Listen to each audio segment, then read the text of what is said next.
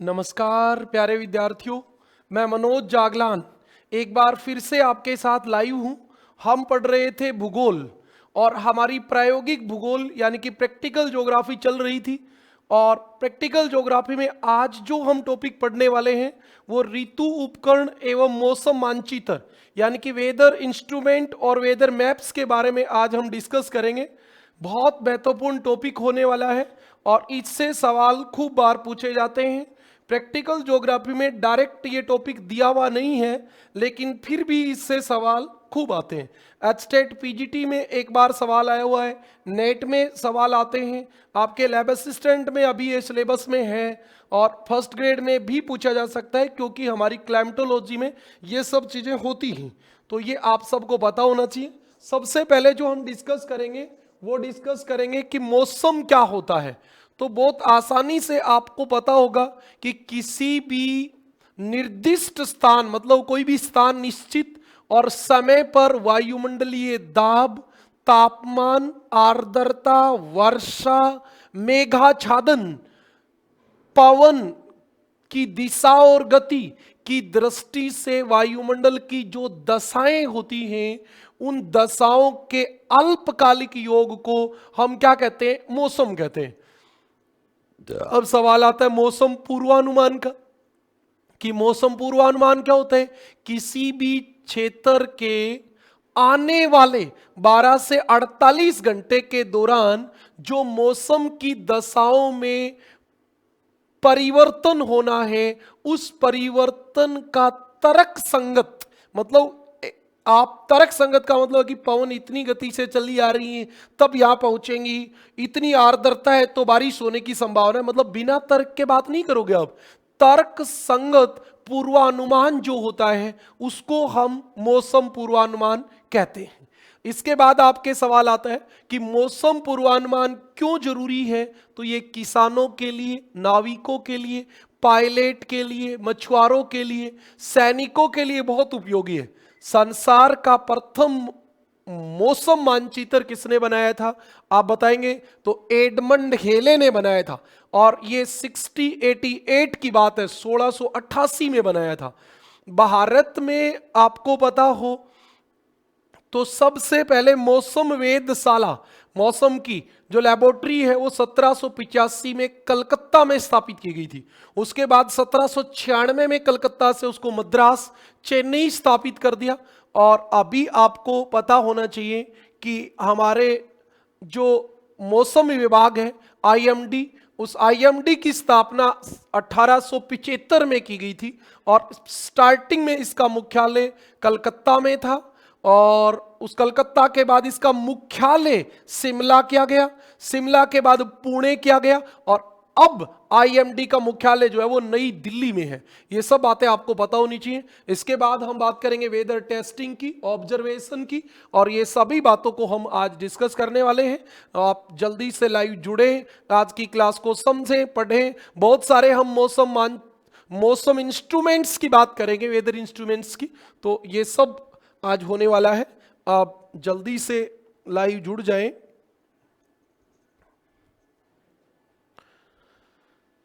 हाँ, तो अब हम शुरू करेंगे। एक सेकंड में देख लेता हूं, किसी प्रकार की कोई टेक्निकल प्रॉब्लम नहीं होनी चाहिए, फिर कोई इश्यू रहता नहीं है। एक सेकंड भाई।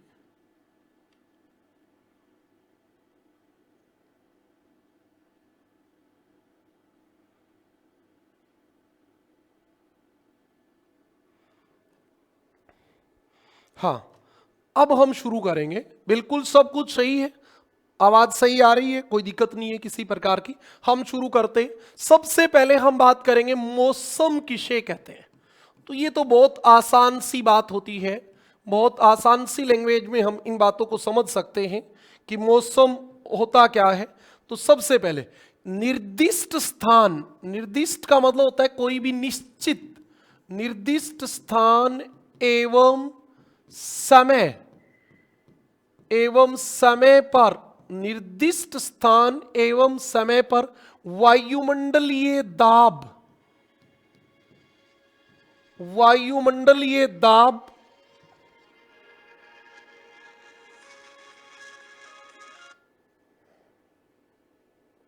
हाँ, वायुमंडलीय दाब यानी एटमॉस्फेरिक प्रेशर, तापमान, आर्द्रता,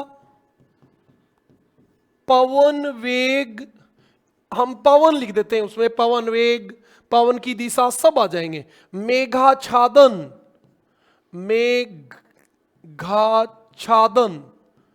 मेघाच्छादन, वर्षण, वर्षण यानी वर्षा, वर्षण आदि की अल्पकालिक, अल्पकालिक दशाओं को, आदि की अल्पकालिक दशाओं को मौसम कहते हैं, मौसम कहते हैं। इसमें काम की बात यह है कि मौसम में क्या क्या आ रहा है, तो वायुमंडलीय दाब आ रहा है, तापमान आ रहा है, आर्द्रता, पवन, मेघाच्छादन, वर्षण आदि की अल्पकालिक दशाओं को क्या कहते हैं, मौसम कहते हैं।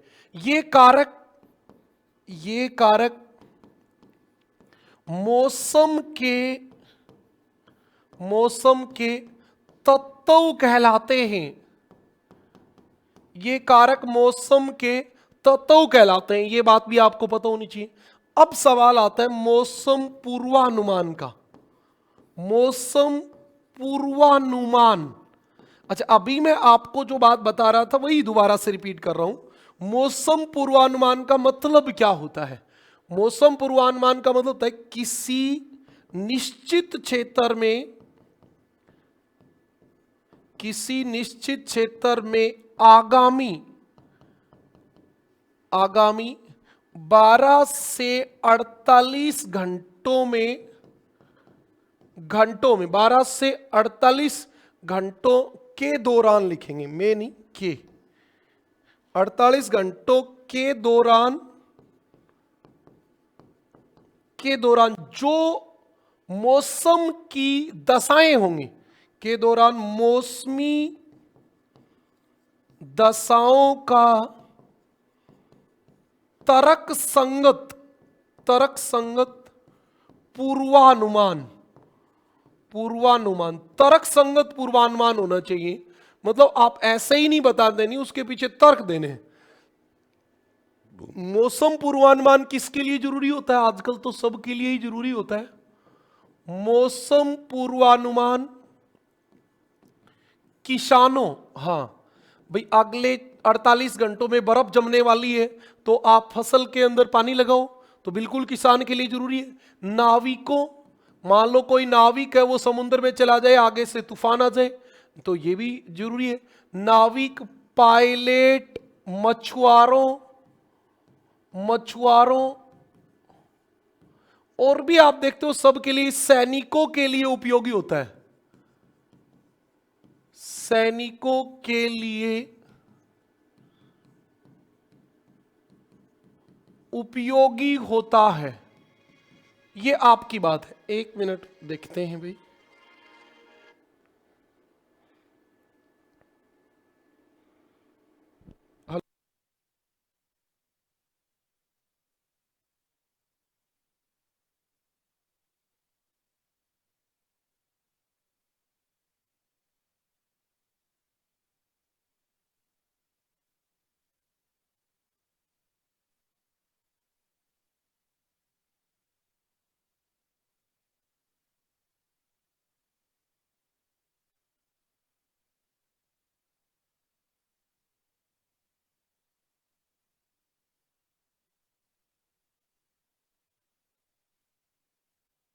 हाँ भाई, तो वापिस से शुरू करें।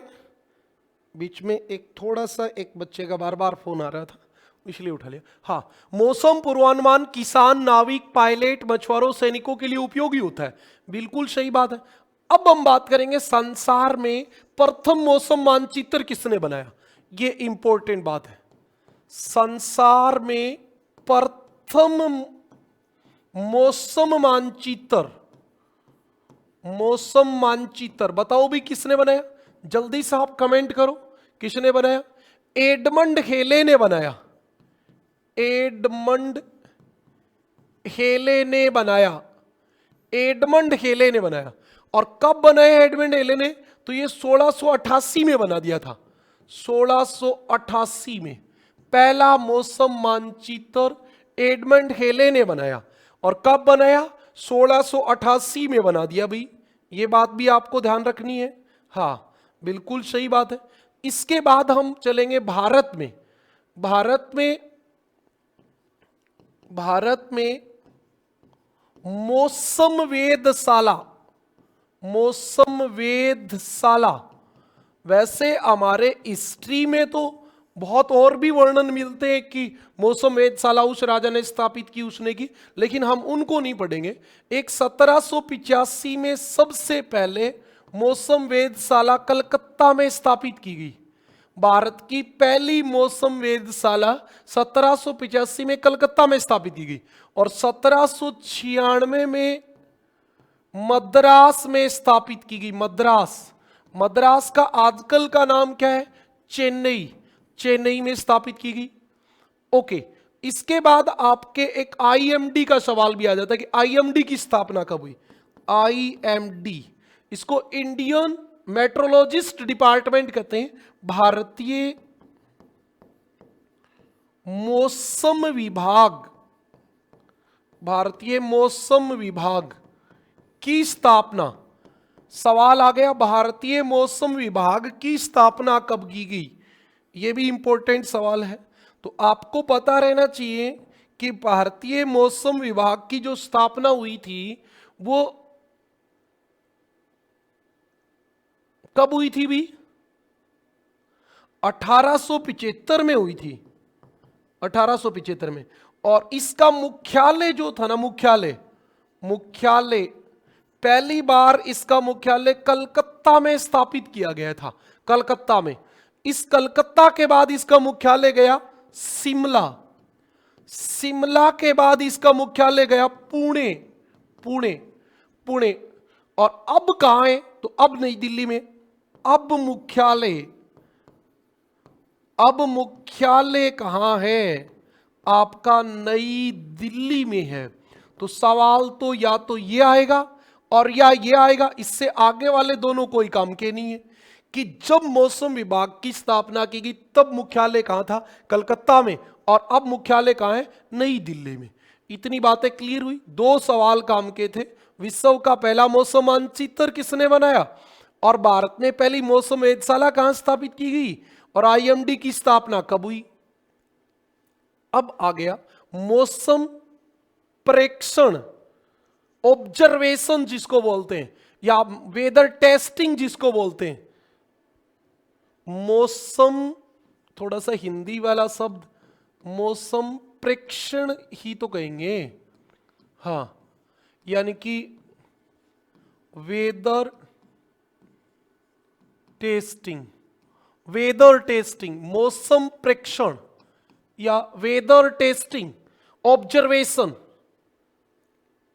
तो पहली बात, विश्व स्तर पर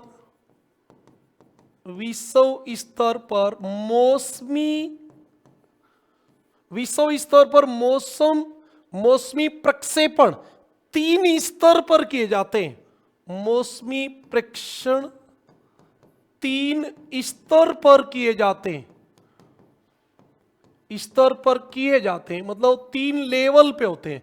सबसे पहले धरातलीय वेधशाला के द्वारा, धरातलीय वेधशाला। आपको पता होना चाहिए कि धरातल पे वेधशाला लगी होती है। 2 नंबर पे आपके ऊपरी वायु वेधशाला, मतलब वायुमंडल में आपकी वेधशाला स्थापित कर दी जाती है। और 3 नंबर पे अंतरिक्ष प्लेटफॉर्म। आजकल जैसे आप लोग देखते ही हो कि क्या सैटेलाइट वगैरह से भी हम अंदाजा लगाते हैं, ये आपकी बात है। ओके, धरातलीय वेधशाला की बात करेंगे। धरातलीय वेधशाला में क्या क्या होता है, क्या क्या काम किया जाता है, इस विषय को हम डिस्कस करेंगे। तो आपको पता होना चाहिए धरातलीय वेधशाला में क्या होता है, एक तापमान मापा जाएगा, वायुदाब मापा जाएगा, आर्द्रता मापी जाएगी, मेघ मेघ मतलब बादल, पवन और वर्षा, आपके कितने हो गए, 9 हो गए। इतने यंत्र वहां पे उस वेधशाला में होंगे और ये आपके लगातार क्या करेंगे, ऑब्जर्वेशन करेंगे, एटमॉस्फेयर को लगातार ऑब्जर्वेशन करेंगे। तो एक आदर्श धरातलीय वेधशाला में, एक आदर्श धरातलीय वेधशाला में एक आदर्श धरातलीय वेधशाला में अनेक मौसम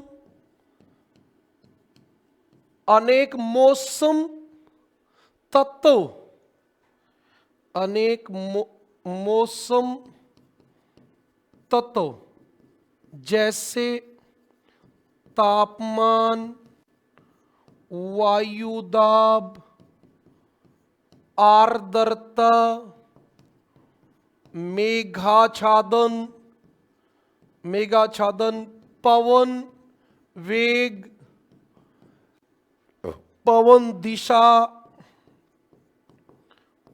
दिशा और क्या रह गया अभी देखो, पवन वेग, पवन दिशा, एक वर्षा रह गया। वर्षा मापने के यंत्र स्थापित होते हैं, मतलब इतने सारे यंत्र होते हैं और इन सब के द्वारा हम एनालिसिस करेंगे मौसम को।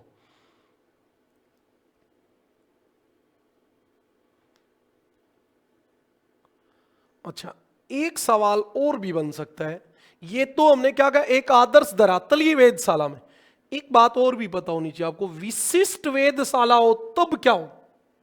हाँ, ये काम की सवाल, क्योंकि ऑप्शन में ऐसा आ सकता है, अन्य विशिष्ट वेधशालाओं में, अन्य विशिष्ट, ये अलग बात है ना, अन्य विशिष्ट वेधशालाओं में क्या क्या होगा और क्या होगा, तो विकिरण,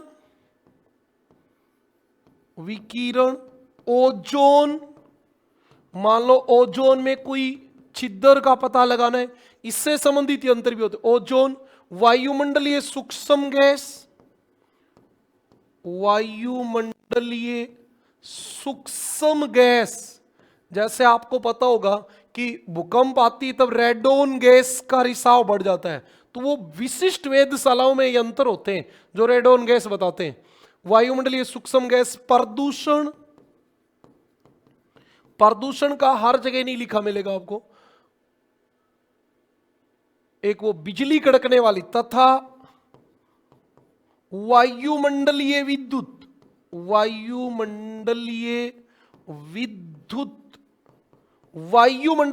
यानी बिजली चमकती है, जैसे तत्वों का अभिलेखन करने के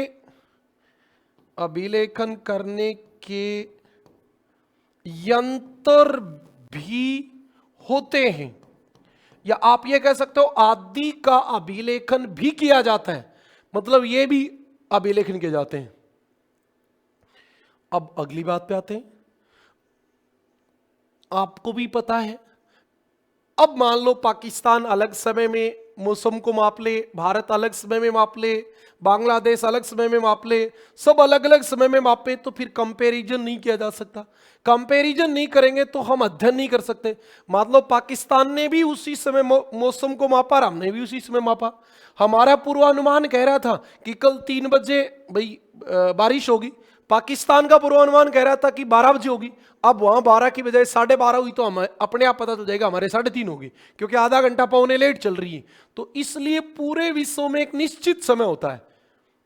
ये ऑब्जर्वेशन, ये प्रक्षेपण, ये ऑब्जर्वेशन, टेस्टिंग, ये आप इंग्लिश का शब्द थोड़ा सा यूज कर लेना इसकी जगह, ये प्रक्षेपण संपूर्ण विश्व में संपूर्ण विश्व में क्या किए जाते हैं? दिन के एक निश्चित समय पर किए जाते हैं। अभी बताऊंगा। दिन के एक निश्चित समय पर किए जाते हैं। ठीक बात है भाई, एक निश्चित समय पर किए जाते हैं ताकि विश्व स्तर पर समानता रहे, ताकि विश्व स्तर पर समानता रहे। अच्छा, एक बच्चा कह रहा है सर कब किए जाते हैं? बेटा निश्चित समय है, अभी बताऊंगा आपको। हाँ, ताकि विश्व स्तर पर समानता रहे। अच्छा, यह समय विश्व मौसम विज्ञान विभाग तय करता है। ये समय जो है ये कौन तय करेगा? विश्व मौसम विज्ञान विभाग तय करेगा। बिल्कुल सही बात है भाई, वर्ल्ड लेवल पे निर्धारित होता है। अच्छा, भारत के मौसम मानचित्र कब बनाए जाते हैं? अब इस विषय पे हम बात कर लेते हैं। विश्व के बता दूंगा। अच्छा, पहले विश्व के बताओ सर। लो भाई, पूरे विश्व में इन वेधशालाओं में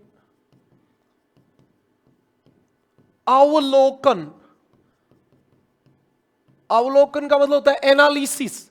अवलोकन 8 बार GMT के अनुसार किया जाता है। GMT का मतलब होता है ग्रीनविच मेडिटेरियन टाइम। ग्रीनविच का समय होता है उसके अनुसार किया जाता है।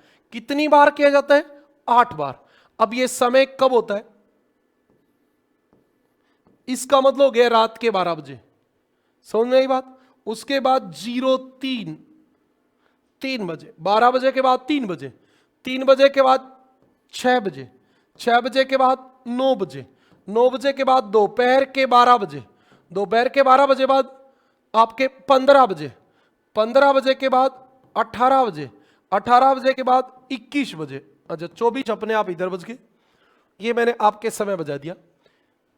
अच्छा, इनके आगे 0 लगा देता तो और ज्यादा सही हो जाता है ना। कोई बात नहीं, फिर भी आप समझ गए। ये आपका 8 तिया 24, प्रत्येक 3 घंटे बाद मौसम का एनालिसिस किया जाता है। अच्छा, भारत कब करता है?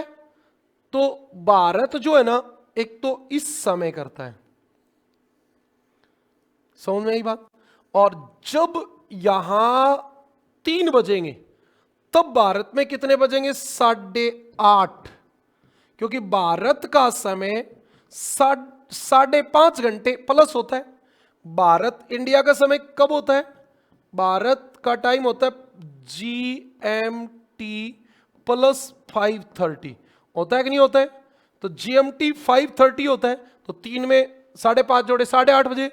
और एक हमारे जो होता है वो इस समय होता है जब विश्व में 12 बजते तब हमारे बजते हैं 5:30 PM। तो हमारे मौसम वेधशालाएं जो हैं उनमें हमारे अकॉर्डिंग हम इन 2 का मौसम मानचित्र जारी करते हैं। ये बात अभी लिखता हूं, नोट डाल के लिख दूं। क्यों नोट? भारतीय मौसम मानचित्र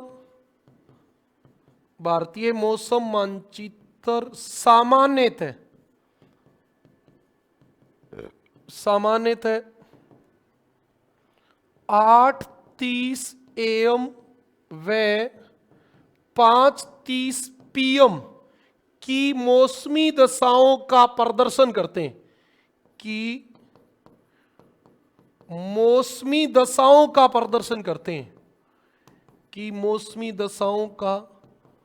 प्रदर्शन करते हैं।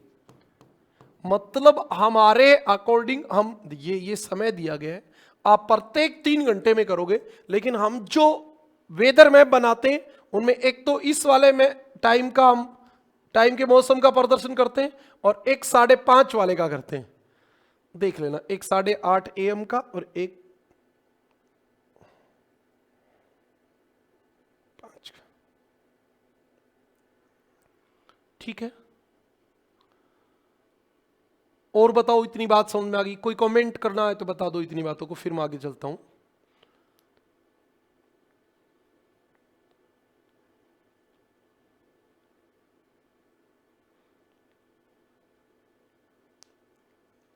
अच्छा, भारतीय मौसम विभाग की वेधशाला IMD की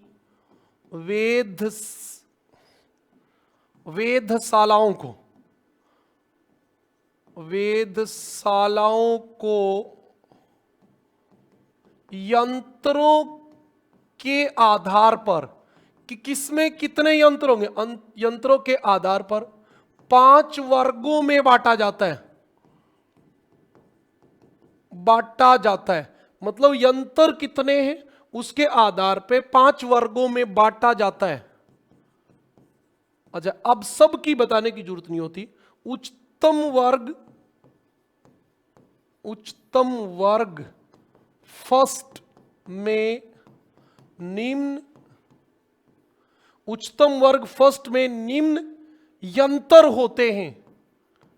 निम्न यंत्र होते हैं। अच्छा, पहले नंबर की वेधशाला A कैटेगरी की, जो सबसे अच्छी हमारी होती है, उसमें कौन कौन से होते हैं? सबसे पहला यंत्र होता है अधिकतम, न्यूनतम तापमापी। इसको लगातार देखने की जरूरत नहीं होती, कभी भी देख लो तो पता चल जाता है कि अधिकतम तापमान कितना जाके आया है और न्यूनतम कितने तक रहा था, ये आपका पता चल जाता है। दूसरा आप देखो, पवन वेग मापी। अच्छा, इससे तो आप पवन वेग माप दोगे, और पवन की दिशा किससे मापोगे? वात दिग्दर्शी। इसके इंग्लिश नाम भी आपको आने चाहिए। अभी आप कमेंट करो इनको, इसको इंग्लिश में क्या बोलेंगे और इसको क्या बोलेंगे, कमेंट करो, तब तक मैं आपको बताता हूं। एक आपका शुष्क एवं आर्द्र बल्ब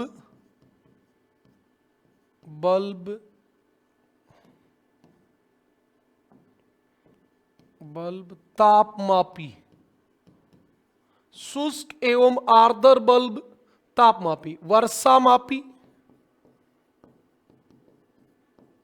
मापी यानी रेन गेज, और वायुदाब तो मापा ही नहीं, वायुदाब मापी। ये आपके क्या होते हैं? इंस्ट्रूमेंट्स होते हैं। मैं यहां रहने का मेरा उद्देश्य ये होता है कि जो बच्चा साथ साथ लिख रहा है वो साथ साथ लिखता रहे, उसका लिखने का मामला डिस्टर्बेंस नहीं होना चाहिए। अच्छा, अभी ये यंत्र ही बताऊंगा आपको। एक बात पूछ ले कि जो अंतरिक्ष प्लेटफॉर्म होते हैं उसमें क्या आता है? अंतरिक्ष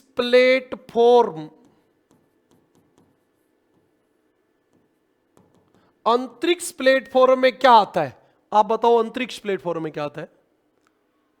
तो इसमें आपके तुल्यकालिक उपग्रह आएंगे। बेटा, कई बच्चों का तो सर कैसे याद रखेंगे भूतुल्यकालिक, सूर्य तुल्यकालिक? जो उपग्रह भारत के ऊपर 24 घंटे भारत के ऊपर ही रहेगा वही मौसम बताएगा। सूर्य तुल्यकालिक तो 14 बार चक्कर काटेगा, तो वो तो भारत का कैसे मौसम बताएगा? भूतुल्यकालिक उपग्रह बताते हैं ये मौसम।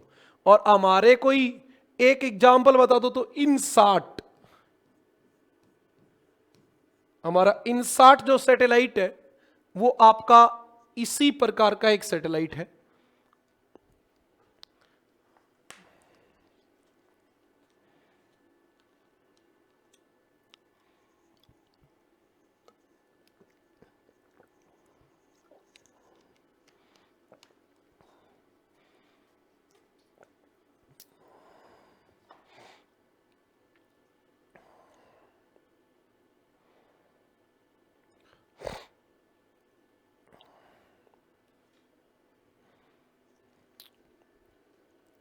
अब हम शुरू करेंगे मौसम यंत्र। मौसम यंत्र, ये जो चित्र में आपको दिखाई दे रहा है ये क्या है? Stevenson screen. स्टीवेंसन स्क्रीन क्या होता है बताओ? बताओ भी क्या होता है? इसमें आपका थर्मामीटर रखा जाता है, तापमापी यंत्र। इस लकड़ी के जरोखों के अंदर रखा जाता है। ये खुलने वाले हैं, खोल के इसके अंदर रख देंगे। अरे नहीं तो सीधा सूर्य का प्रकाश पड़ेगा तो जितना तापमान, उससे ज्यादा तापमान बता देगा। वो खुद भी तो गर्म होगा। जबकि तापमान बताना किसका होता है? हवा का। और आप बता रहे हो अपने खुद का, अपना थोड़ी बताना है। इसलिए इसके अंदर रखा जाता है। शुष्क बल्ब, आर्द्र बल्ब तापमापी का उपयोग जो किया जाता है वो वायु की आर्द्रता मापने के लिए किया जाता है। अब वो भी इसी के अंदर रखा जाता है। ये क्या होता है? ये लकड़ी का झरोखेदार स्टैंड होता है जिसका रंग श्वेत होता है। श्वेत, इसका रंग सफेद होता है। काला बना दोगे तो टेम्परेचर बढ़ जाएगा। हाँ, इसका रंग श्वेत होता है। ऊंचाई कितनी होती है? इसकी सतह से ऊंचाई फिक्स होती है 3 फीट 6 इंच। 3 फीट 6 इंच होती है। हाँ, बता देता हूं ये क्या है। स्टीवेंसन स्क्रीन होती है। Stevenson screen. तो हम पहला यंत्र पढ़ेंगे, तापमापी, थर्मामीटर। तापमापी, थर्मामीटर। क्या होता है तापमापी थर्मामीटर? आप बताइए। हाँ, वायु के तापमान को मापने के लिए सबसे सही तो किसका उपयोग होता है? उच्च तापमापी एवं निम्न तापमापी का उपयोग किया जाता है। उच्च तापमापी एवं निम्न तापमापी का प्रयोग किया जाता है। ये अभी आपको आगे दिखाऊंगा, है ना।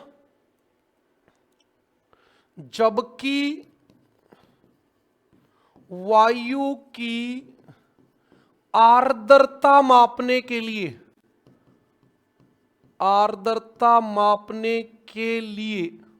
वायु की आर्द्रता मापने के लिए शुष्क बल्ब व आर्द्र बल्ब, शुष्क बल्ब, आर्द्र बल्ब तापमापी का प्रयोग किया जाता है। तापमापी का प्रयोग किया जाता है। इनको रखते कहां हैं? तो इन तापमापियों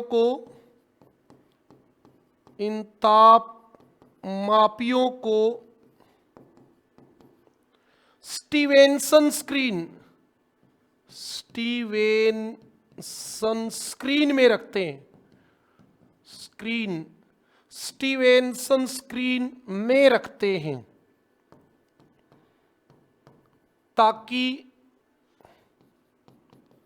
सीधा सूर्य तप मतलब सूर्य की विकिरण आके सीधी नहीं पड़े। सीधा सूर्य तप व वर्षण से बचा जा सके। आर्द्रता भी ये हवा की मापेंगे, तापमान भी ये हवा का मापेंगे। ये आपको पता होना चाहिए। ये 3 फुट 6 इंच ऊंची होती है, सफेद रंग की होती है। इतनी बात आपको पता होनी चाहिए। अच्छा, अगली बात, तापमापी में तापमान मापेंगे किसके द्वारा?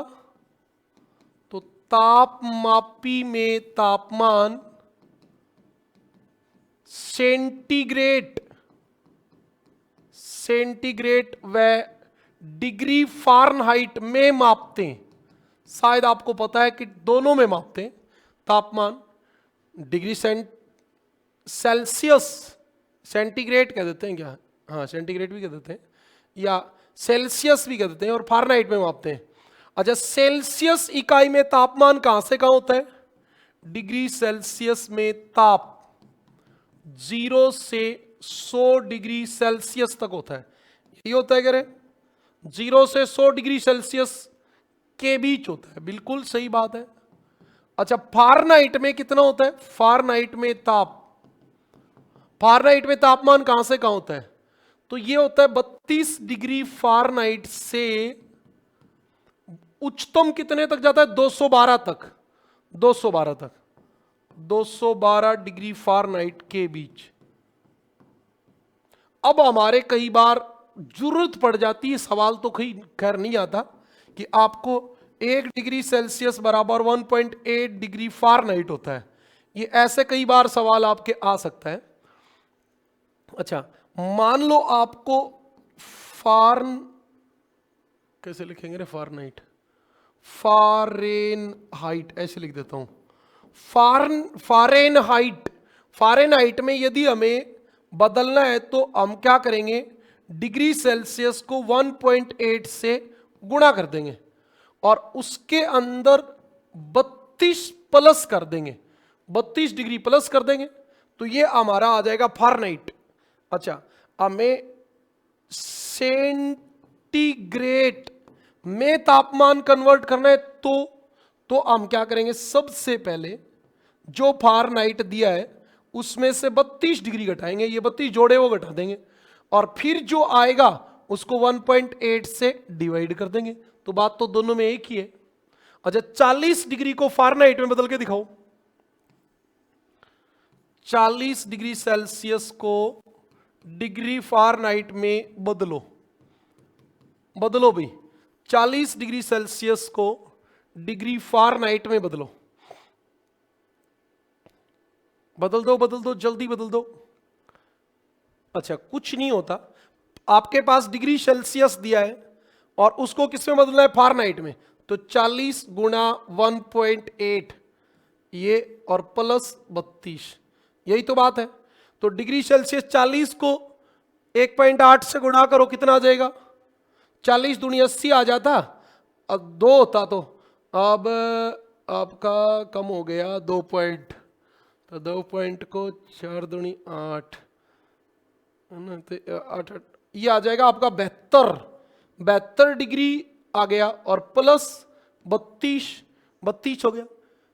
72 और 32 हो गया, और ये 72 और 32 दोनों जोड़ोगे तो 104 डिग्री फारेनहाइट हो गया। ये आपका फारेनहाइट में बदल गया। तो हमें ज्यादातर फारेनहाइट में बदलने की जरूरत होती है क्योंकि हमारे पास जो टेम्परेचर होता है वो डिग्री सेल्सियस में होता है लगभग।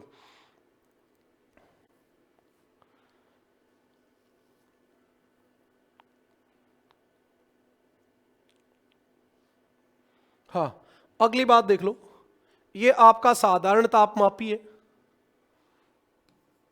क्या होता है? साधारण तापमापी। साधारण तापमापी आपको यह बताएगा तापमान कितना है।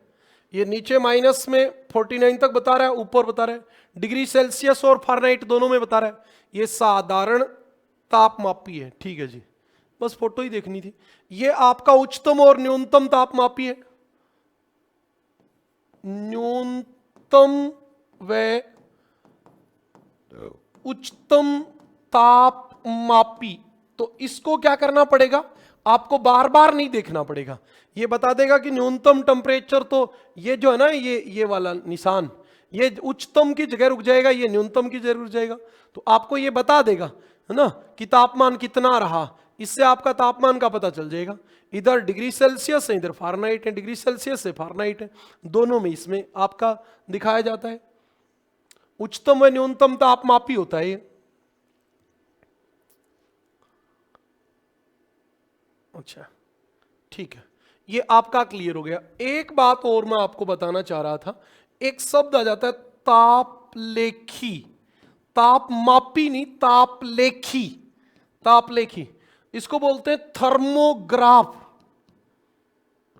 थर्मोग्राफ, ग्राफ का मतलब इसके ये एक सौते व सतत अभिलेखी अंतर होता है। इसमें एक बेलन होता है, वो घूमता रहता है और इस बेलन पे कागज लिपटा होता है और उस कागज के ऊपर जो भी टाइम अनुसार जो टेम्परेचर होता है वो नोट होता जाता है। उस ग्राफ को आप खोलोगे तो सुबह से लेकर शाम तक की 24 घंटे का टेम्परेचर उस पर आ जाएगा। तो इसका एक जो आंसर बन सकता है, क्वेश्चन बन सकता है, वो क्या हो सकता है कि ये सतत और सतत तापमान को अभिलेखित करने का यंत्र कौन सा होता है? यह है सतत, मतलब आपको देखने की जरूरत नहीं है, लिख के दे देगा ये। सतत एवं सतत अभिलेखी यंत्र है। अभिलेखी यंत्र है, इसका मतलब ये लगातार नोट करता जाएगा आपका तापमान। इसमें एक बेलन घूमता है, बेलन घूमता है जिस पर ग्राफ लगा होता है, ग्राफ लगा होता है जिस पर तापमान अंकित होता जाता है, अंकित होता जाता है, मतलब आपका टेम्परेचर पूरा नोट होता जाता है। इससे ये फायदा है, आपको बार बार इसको देखने की जरूरत नहीं है। ओके, अब आपके पास आ गया वायुदाब मापी। क्लाइमेटोलॉजी में मैंने सारी बातें आपको बताई हैं। वायुदाब मापी, वायुदाब मापी, बैरोमीटर, बैरोमीटर। ये मैं इंग्लिश में इसलिए नहीं लिखता कि जो वर्ड मैंने इंग्लिश में लिख दिया बच्चा उसको लिखेगा ही नहीं, हिंदी वाले को लिखेगा। वायुदाब मापी। अच्छा, आपको पता है पृथ्वी का औसत वायुदाब कितना होता है? पृथ्वी का औसत वायुदाब, औसत वायुदाब आपने खूब पढ़ा है, 1013.25 मिलीबार। ये आपका इस वायुदाब मापी में 76 सेंटीमीटर पारे की ऊंचाई के बराबर होता है। मतलब इसमें पारे की ऊंचाई कितनी होती है? 76 सेंटीमीटर। यह 76 सेंटीमीटर या 760 mm या 922 इंच पारे की ऊंचाई के बराबर होता है, ऊंचाई के बराबर होता है। ओके, देखो ये एक प्रयोग किया गया था, किसके द्वारा किया गया था? टोरिसेली के द्वारा। टोरिसेली ने एक प्रयोग किया 1643 में।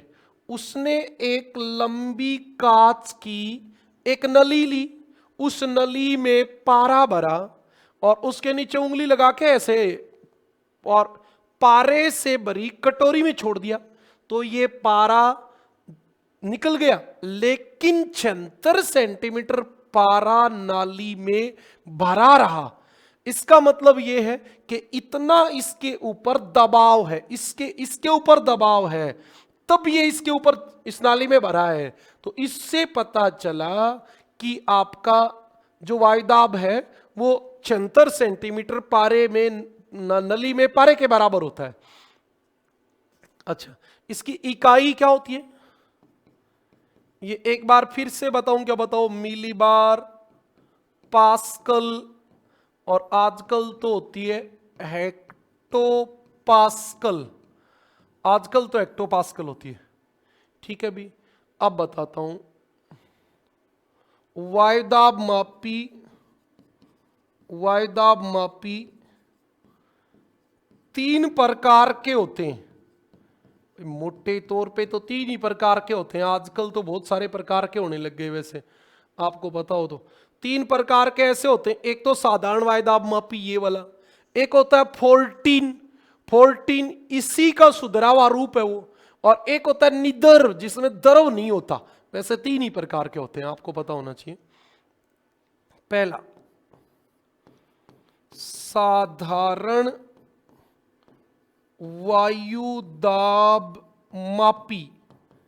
एक तो आपको ये याद रख लेना है, साधारण वायुदाब मापी ये है, ये कांच की नली है, ये कांच की नली है, और इसके अंदर पारा भरा, नीचे उंगली लगाई, कटोरी में डबो के छोड़ दिया, तो केवल पारा जो है वो निकला, लेकिन 76 सेंटीमीटर पारा बच गया। ये टोरिशोली ने ये प्रयोग किया था। टोरिसेली ने 1643 में कांच की नली में पारा भर के वायुदाब मापा। मैंने आपको बता दिया कैसे मापा, ये वायुदाब मापा, ये आपकी बात थी। इसी को हम 76 सेंटीमीटर पारा कहते हैं, 29.92 इंच कहते हैं। उसके बाद आपका 2 नंबर आता है 14 वायुदाब मापी। 14 वायुदाब मापी यंत्र, ये तो नीदर आ गया, 14 वाला मैंने लगाया नहीं। वायुदाब लेखी, ये वो ग्राफ पेपर लगा होता है, इसके ऊपर लगातार ये आपका वो करता रहता है। वायुदाब लेखी जो होता है ना,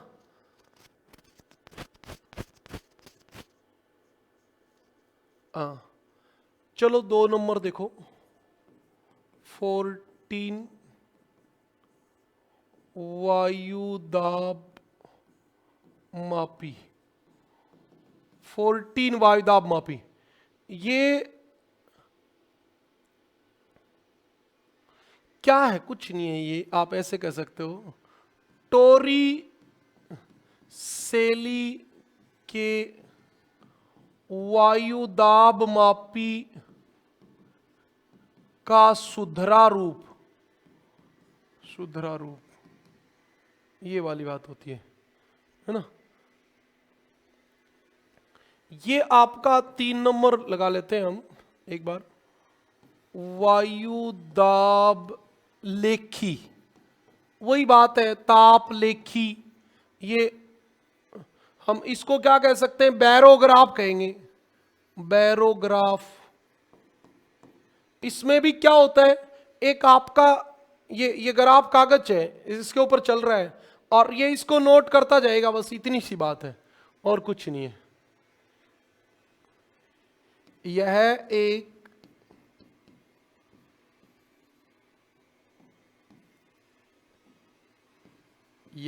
एक स्वतः एवं सतत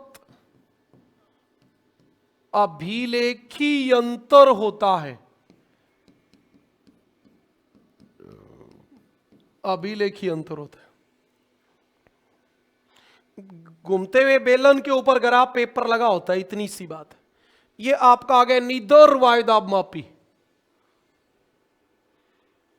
4 नंबर हो गया, नीदर वायुदाब मापी। बेटा नीदर वायुदाब मापी का मतलब होता है कि इसमें दर नहीं होता, इसमें किसी भी प्रकार का द्रव नहीं भरा जाता है, नहीं भरा जाता है, इसमें किसी भी प्रकार का द्रव नहीं भरा जाता है।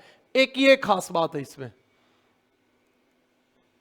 ये घड़ी की जैसी आकृति होती है, और ये दबाव के आधार पे इसके दबाव होता है, तो डायल के ऊपर सुई घूमती है, उस सुई से वायुदाब पता चलता है। इसमें इंच, सेंटीमीटर और मिलीबार तीनों चीज होती हैं। आपके दिख रही होंगे आपको, ये इंच है, ये इंच है, ये आपको दिख रहे हो तो मिलीबार है, आपको दिख रहे होंगे, बहुत बारीक अक्षर है लेकिन ये दिख नहीं रहे होंगे शायद। मिलीबार और इंच दोनों आपके इसमें दिख रहे हैं। हाँ,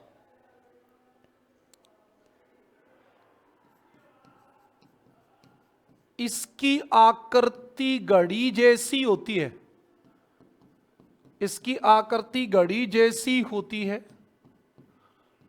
ना, और जिसके डायल पर वायुदाब को, जिसके डायल पर वायुदाब को सेंटीमीटर, इंच व मिलीबार में लिखा होता है, लिखा होता है।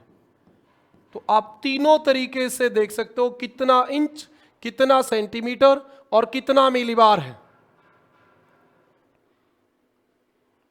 अच्छा, ये काम कैसे करता है? तो वायुदाब लचीले ढक्कन, लचीले ढक्कन पर पड़ता है। मतलब इसके ऊपर एक ढक्कन होता है, उस ढक्कन के ऊपर वायुदाब पड़ता है, इससे सुई जुड़ी होती है, इससे सुई जुड़ी होती है। मतलब जितना ढक्कन पे दबाव पड़ेगा उतनी सुई चलेगी और वो उतना ही बता देगी कि वायुदाब कितना हो गया। ये आपकी बात थी।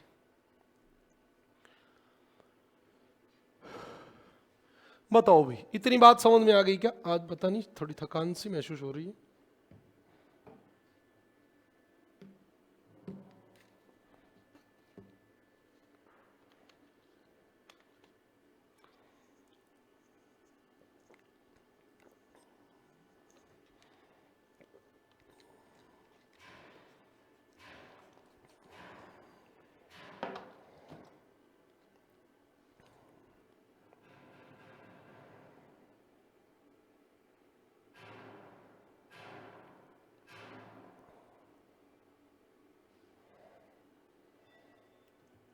चलें भी अगली बात पे। अगला यंत्र भी देख लेते हैं कौन सा है, पवन वेग मापी। ये आपका अगला यंत्र हो गया, 1 2 3, 3 नंबर हो गया, पवन वेग मापी। इंग्लिश में इसको क्या कहेंगे बताओ? बताओ भी क्या कहेंगे? एनीमोमीटर कहेंगे, एनीमोमीटर। आपने अभी तक कमेंट नहीं किया, एनीमोमीटर कहेंगे। तो आप इतना याद रखें, वायु का वेग मापने का यंत्र, वेग मापने का यंत्र। आपके सामने एक कटोरी लगी, हवा टकराएगी, तेज घूमेगी, यहां नंबरिंग आ जाएंगे, ये देखो यहां नंबर आ जाएंगे, पता चल जाएगा कितनी स्पीड से वेग चल रहा है। अच्छा, एक बात और काम की बताऊं, वैसे पवन के वेग को नोट में मापते हैं, नोट में, लेकिन वायु का वेग, वायु का वेग किलोमीटर प्रति घंटा में मापते हैं, किलोमीटर प्रति घंटा में मापते हैं। और ये बात आपकी NCERT में लिखी है, प्रैक्टिकल ज्योग्राफी में। तो आपसे पूछ लिया जाए पवन का वेग किस में मापते हैं, तो आप बेझिझक बता सकते हो किलोमीटर प्रति घंटा में मापते हैं। ओके, इसका ये वाला एनीमोमीटर, एनीमोमीटर, एनीमोमीटर याद रख लेना, एनीमोमीटर, ये वाला नाम याद रख लेना बस। अच्छा, ये क्या है? ये बताएगा आपकी दिशा, किधर से पवन आ रही है, उधर ये एरो का निशान हो जाएगा, ये वाली बात है। तो इसका नाम क्या होगा? वात दिग्दर्शी अंतर, इंग्लिश में बताना था, वात दिग्दर्शी अंतर। तो ये तो इसके नीचे भी लिखा होगा, वात दिग्दर्शी अंतर। आपको इंग्लिश में बताना है इसका नाम क्या होता है, क्योंकि इंग्लिश वाला नाम आता है कई बार। इसका इंग्लिश में नाम होता है विंड वेन। क्या नाम होता है? Wind vane. किसको दर्शाएगा? पवन की दिशा को दर्शाता है। बिल्कुल सही बात है, पवन की दिशा को दर्शाता है। इसके बाद आपके पास अगला यंत्र आ गया, वर्षा मापी यंत्र। क्या आ गया? वर्षा मापी यंत्र। कोई ज्यादा टेंशन लेने की जरूरत नहीं है, इसको रेन गेज बोलते हैं। क्या बोलते हैं? Rain gauge. Rain gauge, gauge, GAUGE, gauge. Gauge हमारे किसी को भी ऐसे डुबो के नहीं देखते हैं पानी कहाँ तक आ गया, वो वाला रेन गेज होता है, ये रेन गेज होता है। तो इसमें क्या होता है, देखो आपको समझ में आया हो तो, क्या समझ में आया आपको? आपको यही तो समझ में आया, ये एक लोहे का बना है ऐसा, देखो इसको इधर दिखा दिया, ये ऐसा सिलेंडर बना है, ऊपर इसके कीप लगी है, इसके अंदर ये जो डला है इसमें पानी डलेगा, इसमें ये मेजरमेंट स्टिक डालेंगे और ये बता दे कि पानी यहां तक आ गया, तो हमें पता चल जाएगा कितना हो गया। या हम ऐसा कर सकते हैं, इसको बाहर ये आपका भर गया, इसको निकाल के इस मेजरमेंट जार में डाल लो और इस जार के अंदर ये नंबरिंग दिख रही है, तो आपको पता चल जाएगा बारिश कितनी हुई, कितने mm हुई। वो जो बताते हैं वो इसके द्वारा बताते हैं। आप भी बता सकते हो अपने गांव में, अपने घर में, कि वर्षा कैसे मापते हैं। ये वर्षा मापी यंत्र होता है। और सवाल भी क्या बनेगा इसमें? ओके, इसके बाद जो आपका बनेगा, ये आपके वायु वेग के प्रतीक हैं। ये मैंने ऐसे ही लगा दिए थे, वायु वेग के प्रतीक, वायु वेग के प्रतीक मौसम मानचित्रों में ये काम आते हैं। तो ये मैंने वैसे ही लगा दिया आपके, कि शांत हवा है तो ऐसी होगी 1 से 4 मील प्रति घंटा, किलोमीटर प्रति घंटा। इसी में देखते हैं, ये देख लो आपके सामने, 1 से 4 है तो ये आएगा, 5 से 8 है तो 1 पॉइंट आ गया, 9 से 14 है तो देखो थोड़ा ये सिरे पे आ गया, फिर 15 से भी जो 2 आ गए, इसमें 3 आ गए, 4 आ गए। ये स्पीड लगातार बढ़ती जा रही है। आपको समझ में आ रहा होगा, जितनी पवन बढ़ गई उतनी यहां से ये बढ़ गया। ये आपके मौसम प्रतीक हैं। ये आपके पास नोट्स हो जाएंगे। और तो क्या है, मौसम प्रतीक चिन्ह, बस और कोई उद्देश्य भी नहीं था इन चीजों का। इनका ऐसा ही था कि आप कभी देखना चाहो शुद्ध हवा का क्या होता है, धुंध का क्या होता है, कुहासा, कोहरा, 3 लाइन कोहरा ना, छिछला कोहरा तो एक बीच में से काट दो, फुहार पड़ रही तो ये लगा दो, वर्षा का काला डॉट होता है। अब आप इसको याद कर सकते हो। ये एक आध बार एच टेट के लिए बड़ा इंपॉर्टेंट है, HTET, H TET, PGT geography. यदि आप में से कोई बच्चा दे रहा है तो उसमें ऐसे सवाल आते हैं, आपको याद रखना है। नेट में भी सवाल आते हैं, UGC नेट में भी सवाल आते हैं। और हमारा टारगेट अभी UGC net, JRF assistant professor, यही तो है। तो उसके अकॉर्डिंग ये काम की बात है। जैसे आपका वर्षा का आपको याद कर लेना चाहिए इसमें। अब इसमें एक आपको ओला का याद कर लेना चाहिए, ओला का क्या निशान होता है। और भी आपको जैसे ये रेतीले तूफान का भी निशान आपको याद कर लेना चाहिए, है ना। बाकी हमारे कोई ज्यादा काम की बात, ओस एक आध बार ये भी कोई पूछा जा सकता है, ओस। ये आपको एक सनसाइन धूप वाला याद कर लेना चाहिए, है ना। ये तो चंद्र आभा मंडल, ये तो चंद्र ग्रहण, शोर ग्रहण की बात है। और आपकी ये धुंध है, ये हिमकारी वर्षा है, ये हिम बौछार है, ये वर्षा की बौछार है। ये आपके सामने ये 2 स्टार, हल्का हिमपात है, निरंतर हल्की बारिश, बहुत तेज बारिश के लिए 3 डॉट आ गए। इस प्रकार की चीजें आप देख सकते हो। ये आपका आ गया मौसम मानचित्र। हाँ, हमारे लास्ट चरण पे आ गई बात। बताओ कोई दिक्कत, कोई समस्या, कोई कमेंट में, कोई और में किसी भी प्रकार की कोई समस्या हो रही हो तो बताओ भी। हाँ, मुझे तो नहीं लग रही कोई समस्या है भी। क्या बताओ, दिक्कत कोई समस्या? यहां तक की बात समझ में आ गई? ये आपका मौसम मानचित्र है। मैंने कहा था ना, देखो ये लिखा हुआ GMT 3000 GMT। इसका मतलब ये हमारे 8:30 AM का मैप है ना। इसमें ये पूछा जाता है, ये लिखा हुआ देखो हमारे IST, ये लिखा हुआ इंडियन स्टैंडर्ड टाइम, GMT दोनों। ये सवाल आया हुआ है एच स्टेट में, एच स्टेट में ये सवाल आया हुआ है। आपको बता दूं, HTET, H state, PGT geography में ये सवाल आया हुआ है कि मौसम मानचित्र में निम्न में से क्या प्रदर्शित नहीं करते? समय प्रदर्शित करते हैं, टाइम प्रदर्शित करते हैं, टाइम, साल। और दो तरीके से करते हैं। देखो, एक हमारे थर्सडे 18 जनवरी 1979 और 28 पोस 900 सक, ये देशी वाली साल भी डिक्लेयर करते हैं। टाइम डिक्लेयर होता है, इसमें सब कुछ होता है ना। मापनी भी डिक्लेयर होगी। और क्या होंगी, समदाब रेखा डिक्लेयर होंगी, समदाब रेखा। ये आपका मौसम के, अभी मैं चिन्ह दिखा रहा था वो सारे मौसम के चिन्ह है। समताप रेखा इसमें नहीं है। समताप रेखा मौसम मानचित्र में प्रदर्शित नहीं की जाती, ये बात आपको पता होना चाहिए। मौसम मानचित्र, मौसम मानचित्र, ठीक है। मौसम मानचित्र में निम्न तत्व प्रदर्शित किए जाते हैं,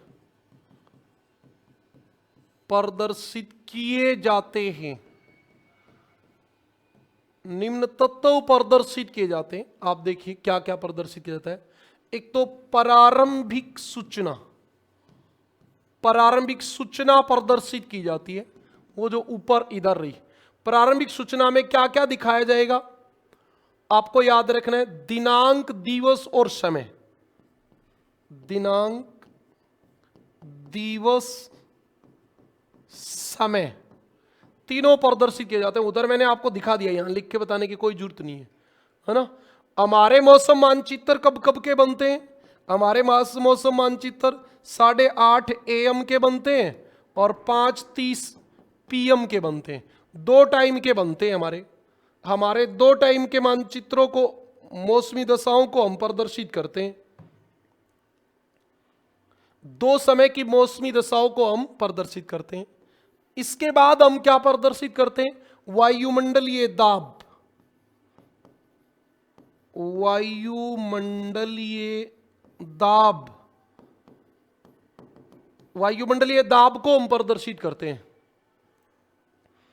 सीधा लिख देता हूं, सामान्यतः 2 मिलीबार के अंतराल से, देखो 2 के अंतराल से, यही बात मैंने लिखी, सामान्यतः 2 मिलीबार के अंतराल से समदाब रेखा खींची जाती है। थोड़ा सा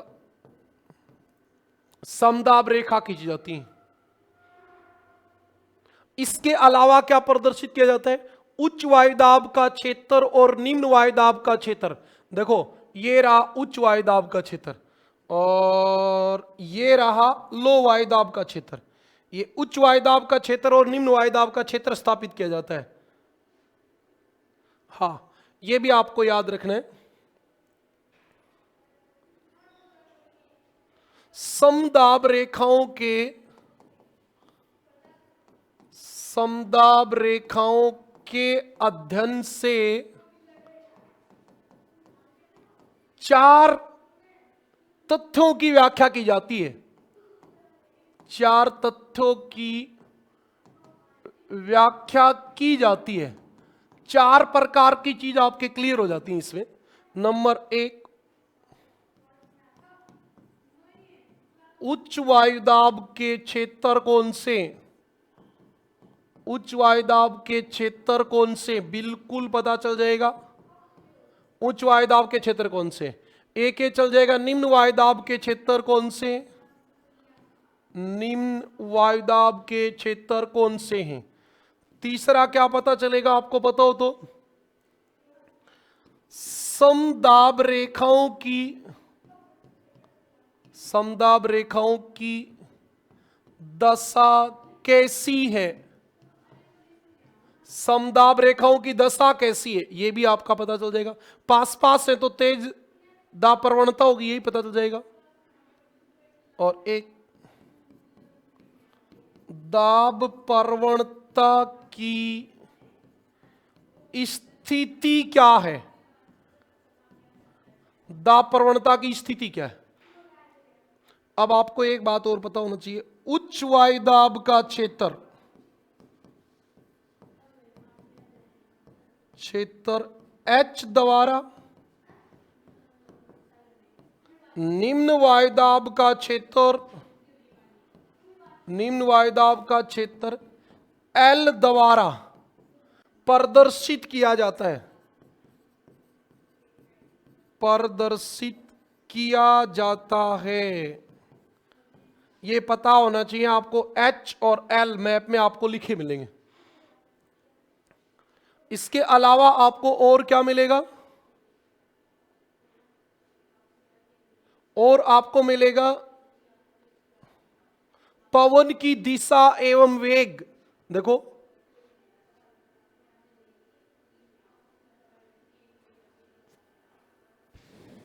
ये रहा, ये दिखा नहीं था मेरे को, तो ये रहा पवन की, ये रहा, ये रहा, ये वेग ही तो है पवन का, ये रहा पवन की दिशा एवं वेग। इसके अलावा क्या होगा आपका मैप में? और क्या होगा? 3 नंबर, पवन की दिशा एवं वेग आपका मानचित्र में होता है। यह भी याद रखना। किसके द्वारा प्रदर्शित करते हैं? प्रतीकों के द्वारा। प्रतीकों द्वारा प्रदर्शित, लिखा नहीं होता ये प्रतीक लगे होते हैं। प्रतीक, जैसे अभी आपने देखा था ना, ये वाला ऐसे प्रतीक, मान लो फिर ज्यादा तेज हो जाएगी तो ऐसे हो जाएगा। ये प्रतीकों के द्वारा होता है। 4 नंबर, आकाश की दशा। आकाश की दशा यानी कि मेघाच्छादन आपके मौसम मानचित्र में होता है। आकाश की दशा, मेघाच्छादन। मेघ आवरण किसके द्वारा? प्रतीकों द्वारा प्रदर्शित, प्रतीक के द्वारा प्रदर्शित किए जाते हैं मेघ आवरण के चिन्ह। इसके बाद आपके और क्या दिखाया जाता है? वर्षण के प्रकार। हाँ, वर्षण के प्रकार भी आपके इसके अंदर लिखे होते हैं, आपको पता हो तो। आपने देखा भी होगा वर्षा की बौछार, यदि वर्षा की बौछार आ रही है तो ये निशान था आपका, देखा था क्या? और हिम की बौछार आ रही है तो हिम की बौछार, तो इसके साथ देखो ऐसे हो जाएगा, ये हिम की बौछार है। मुलायम ओले होंगे तो मुलायम ओले, अभी अभी मैंने आपको दिखाया था रे, कुछ तो आपको पता भी तो होना चाहिए ना। मुलायम ओले में देखो, ये ऐसे लगा के ऐसे काट देना है, ये मुलायम ओला है। और बहुत भारी ओला होगा तब, शीशरा मोड़ा जैसा ओला होगा तब क्या होगा? तब आपका निशान होगा ये वाला,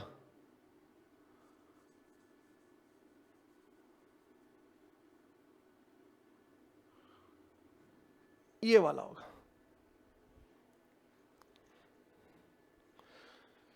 अच्छा, इनके एक पेज और जोड़ देते हैं। इनके अलावा, इनके अलावा क्या होगा? इनके अलावा समुद्र की दशा, समुद्र की दशा, जो आपका समुद्र है वहां पे समुद्र की दशा भी दिखाई जाएगी। तापमान का विचलन, तापमान का विचलन भी प्रदर्शित किया जाता है। देखो, मुझे ये सवाल मैंने कई बार एग्जामों में देखा है, इसलिए मैं आपके साथ डिस्कस कर रहा हूं। और सबसे लास्ट में मैं बहुत बड़ा नोट डाल के एक बात लिख देता हूं। मौसम मानचित्र में समताप रेखा, समताप रेखा, मौसम मानचित्र में समताप रेखा प्रदर्शित नहीं की जाती हैं। मौसम मानचित्र में समताप रेखा प्रदर्शित नहीं की जाती है। यही सवाल आया था एच स्टेट में। ये एच स्टेट का सवाल है, नेट का सवाल है, बहुत बार पूछा गया है। बताओ इतना बहुत है या और करा दूं थोड़ा सा?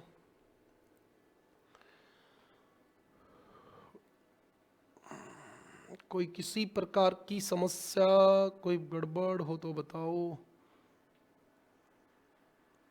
अच्छा, मेरे दिमाग में एक बात और चल रही थी कि कुछ यंत्र और करा दें। अच्छा, करा ही देता हूं। आपसे कमेंट करने का कोई थोड़ा बहुत उम्मीद करूं या मैं लिखता चलूं? हमारा जो टॉपिक है अभी वो है महत्वपूर्ण उपकरण। जो पहले भी मैंने बताए होंगे, अभी फिर बता दूंगा। देखो, सबसे पहला प्लीनोमीटर। प्लीनोमीटर क्या काम आता है? मानचित्र पर क्षेत्रफल ज्ञात करने के मानचित्र पर क्षेत्रफल ज्ञात करने के काम आता है। एक होता है साइक्रोमीटर। क्या काम आता है? साइक्रोमीटर। देखो, इसमें एक ही लाइन में बता दूं तो आपको याद रखना है, ये छोटा हाइग्रोमीटर होता है। छोटा हाइग्रोमीटर। सर, ये हाइग्रोमीटर क्या होता है? अब ये नहीं पता हमें तो। ये सापेक्ष आर्द्रता मापने का यंत्र होता है। क्या होता है भी? सापेक्ष आर्द्रता मापने का यंत्र। सापेक्ष आर्द्रता मापने का यंत्र होता है। अच्छा, एनीमोमीटर, विंड वेन अभी हमने पढ़े ही है। हाइग्रोमीटर तो ये आ ही गया, हाइग्रोमीटर। रेन गेज आ ही गया। रेन गेज मैंने आपको बता ही दिया था। ओके, रेन गेज मैंने बता दिया था। बैरोमीटर मैंने बता दिया। एक ओपिसोमीटर क्या काम आता है? ओपिसोमीटर जो नहीं बताए वो बता दूंगा ना। ओपिसोमीटर क्या काम आता है बताओ? मानचित्र पे सीधी रेखा हो तब तो ठीक है, लेकिन वक्र रेखा हो तो मानचित्र पर वक्र रेखाओं की लंबाई ज्ञात करने के मानचित्र पर वक्र रेखाओं की लंबाई ज्ञात करने के काम आता है ये।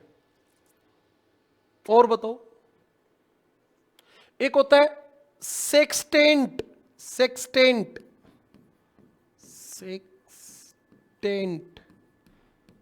ये पानी वाली जहाज में से कोई खगोलीय पिंड है, उसकी ऊंचाई मापने के काम आता है। समुद्री जहाज से खगोलीय पिंड की ऊंचाई ज्ञात करने के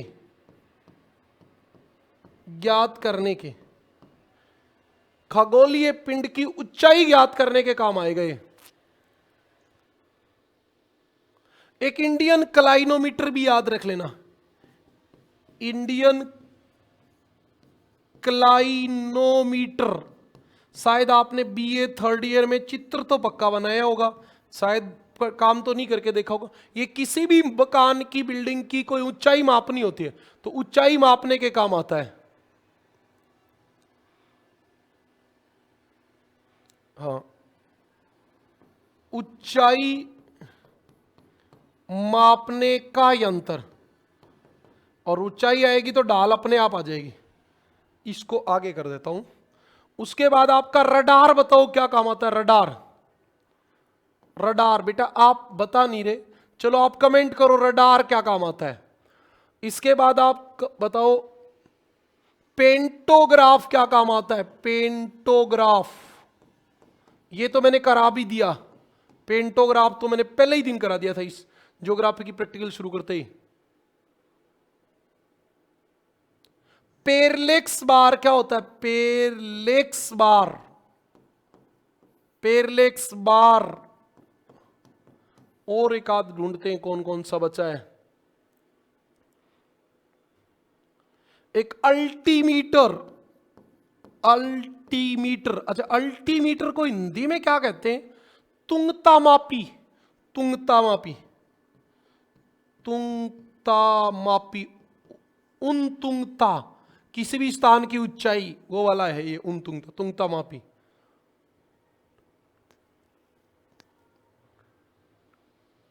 एक ओडोमीटर, ओडोमीटर, अच्छा किधर से शुरू करूं बताओ आप, आपने एक का ही कमेंट नहीं लिखा अभी तक। ओडोमीटर दूरी मापने का यंत्र है, दूरी मापने का यंत्र, दूरी मापने का यंत्र है। अल्टीमीटर क्या काम आता है? अल्टीमीटर आता है वायुयान की उड़ान के दौरान ऊंचाई मापने का यंत्र, वायुयान की उड़ान के दौरान ऊंचाई मापने का यंत्र, ऊंचाई मापने का यंत्र। कोई भी एरोप्लेन कितनी ऊंची उड़ रही है वो अल्टीमीटर से पता चलेगी। अच्छा, पेंटोग्राफ क्या काम आता है? मानचित्र को छोटा बड़ा करने के, मानचित्र को छोटा बड़ा करने के, बड़ा करने के काम आएगा। पेरलेक्स बार क्या काम आएगा? हाँ, ये फोटोग्राफ में, फोटोग्राफ में ऊंचाई, फोटो में, किसी की फोटो में ऊंचाई मापने का यंत्र होता है, ऊंचाई मापने का यंत्र। रडार, रडार क्या होता है बता दो? रडार सबको पता है, अंतरिक्ष में पिंडों की स्थिति निर्धारण करने। तो कोई कमेंट नहीं लिखा किसी ने भी। अंतरिक्ष में पिंडों की स्थिति निर्धारण करने का यंत्र। Okay, thanks. फिर मिलेंगे, तब तक के लिए अलविदा। इसके नोट्स आपको मैंने भेज दिए हैं, जिसको नहीं मिले हो तो मेरे से कांटेक्ट कर लेना।